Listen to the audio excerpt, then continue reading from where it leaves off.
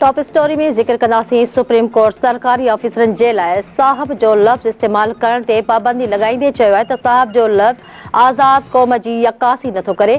Supreme court पारां जारी कयल हुकुम में चयो वियो आहे त केस जी ॿुधणी लाइ हिक DSP लाइ साहब जो लफ़्ज़ इस्तेमाल कयो वियो।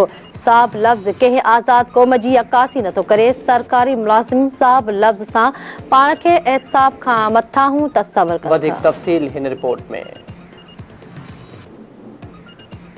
सुप्रीम कोर्ट सरकारी ऑफिसरनि लाइ साहब जो लफ़्ज़ इस्तेमाल करण ते पाबंदी लॻाईंदे चयो आहे त साहब जो लफ़्ज़ आज़ाद क़ौम जी अक्कासी नथो करे। सुप्रीम कोर्ट पारां जारी कयल हुकुम में चयो वियो आहे त केस जी ॿुधणी लाइ हिक DSP लाइ साहब जो लफ़्ज़ इस्तेमाल कयो वियो। साहब लफ़्ज़ कंहिं आज़ाद क़ौम जी अक्कासी नथो करे। सरकारी मुलाज़िम साहब लफ़्ज़ सां पाण खे एहतिसाब खां मथां तस्वर कनि था। चीफ जस्टिस जी सरबराही में टे रुकनी बेंच मर्दान में 9 वरियनि जी ॿाड़ी जे क़त्ल केस जे जवाबदार जी ज़मानत वारी दरख़्वास्त ते ॿुधणी कई। सुप्रीम कोर्ट चयो त DSP सां साहब जो लफ़्ज़ इस्तेमाल कयो वियो। सरकारी मुलाज़िम साहब जे लफ़्ज़ खां पोइ पाण खे एहतिसाब खां मथां सोचनि था। अदालत नाक़स पुलिस जांच ते कावड़ जो इज़हार कंदे चयो त नाक़स जांच जे मिसाल ॾियण लाइ ही बहितरीन केस आहे। फैसले जी copy IG Khyber Pakhtunkhwa advocate general ॾांहुं उमाणी वञे। जांच ऑफिसर खां ॼाण वठण ते chief justice additional advocate general ते कावड़ जो इज़हार कंदे चयो त अवां अदालत जे कमरे खे पंहिंजी ऑफिस समझी रखियो आहे। ऑफिस जा कम अदालत में करण गैर संजीदगी के ज़ाहिर करे थो। चीफ जस्टिस काज़ी फाइज़ ईसा पुछाणो कयो त जवाबदारनि जे ख़िलाफ़ कहिड़ियूं शाहिदियूं आहिनि। DSP जांच पेशावर चयो त ॿिनि गवाहनि जवाबदारनि सां गॾु ॿाड़ी खे वींदे ॾिठो।